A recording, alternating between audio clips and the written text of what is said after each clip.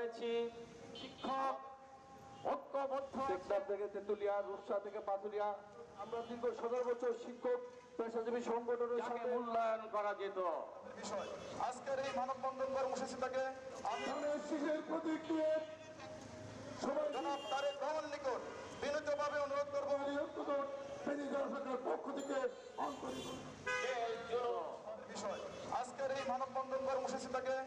জনাব তারেক রহমান নিকট বিনীতভাবে অনুরোধ করবো শিশের প্রতীক দিয়ে আজকে শিক্ষক কর্মচারী ঐক্য জোটের এই মানববন্ধনে আমাদের একটাই মাত্র দাবি, শিক্ষকদেরকে 5% জাতীয় সংসদে যাওয়ার জন্য আমরা জোর দাবি জানাচ্ছি। 41 জনকে জামাত ইসলাম মনোনয়ন দিয়েছে, সুতরাং বাংলাদেশ শিক্ষক কর্মচারী ফেডারেশনের পক্ষ থেকে কেন নয়, কমপক্ষে 10 থেকে 15 জন শিক্ষক যাতে পার্লামেন্টে প্রতিনিধিত্ব করতে পারে সেই সুযোগ আমাদের দল যাতে করে দেয়।